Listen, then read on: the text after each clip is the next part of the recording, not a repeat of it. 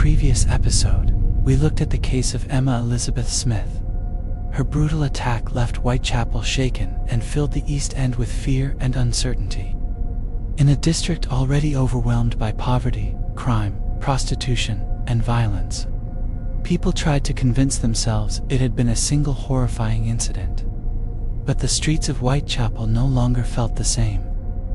Women became more cautious after dark. Pub owners closed earlier. Conversations in lodging houses grew quieter whenever the subject came up. Rumors spread quickly through the East End, and with no arrests and no clear answers, the feeling of unease only deepened. People started looking over their shoulders more often. Every alley felt darker. Every stranger seemed suspicious. And while many hoped the worst had already passed, Whitechapel was about to descend even further into fear.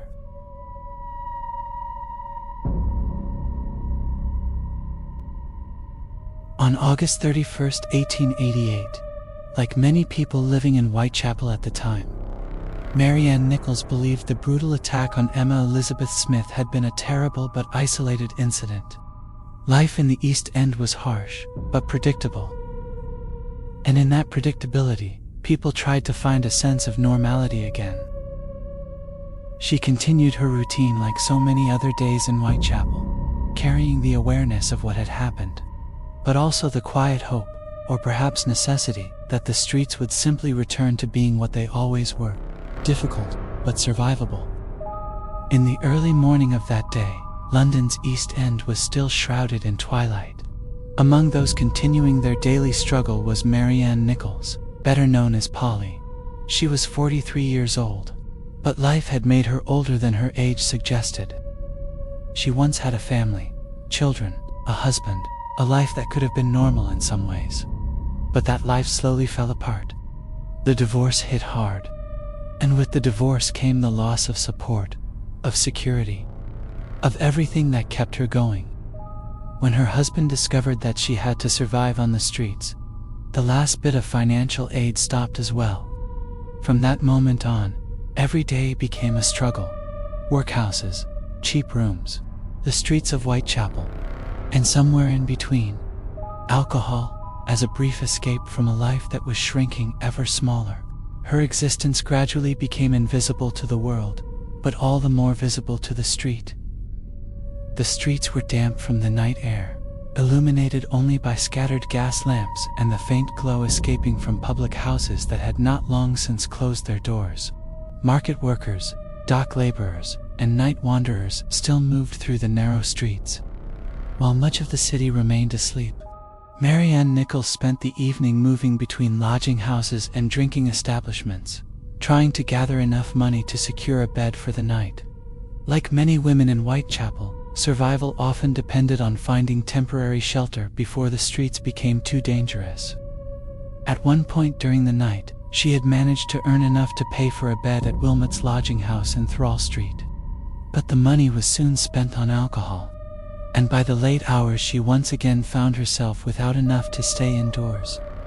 The deputy at the lodging house refused to let her remain without payment and turned her back onto the streets.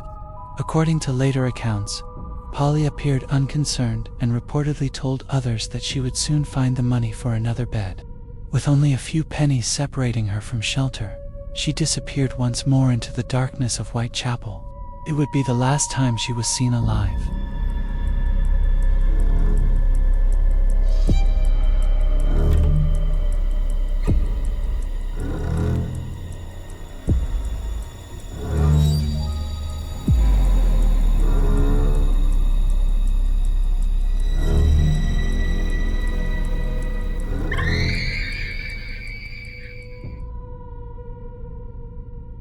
In the early hours of the morning, Marianne's body was discovered by passers-by, making their way to work. At first, they assumed it was just a drunk person. But then, one of them, the first to approach her, noticed something that changed everything. Her skirt had been pulled up over her face, and a dark substance glistened on the ground beneath her. In that moment, it became clear that this was not what they had first believed. As the two men stood silently beside the body, They could not possibly comprehend that they were witnessing the beginning of something that would go down in history. To them, at that moment, this was merely a tragic discovery in one of London's poorest districts.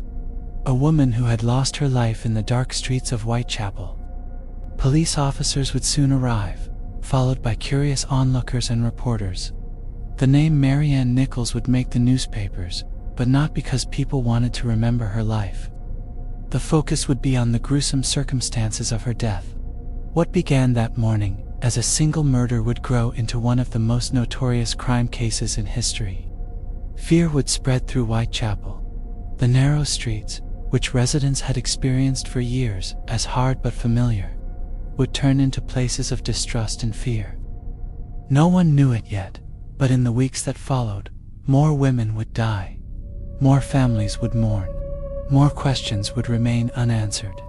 And above it all hung one question that is still being asked more than a century later. Who was the man the world would come to know as Jack the Ripper? Follow me further into the shadows of history, where the truth grows colder and closer, as we uncover who Jack the Ripper may truly have been.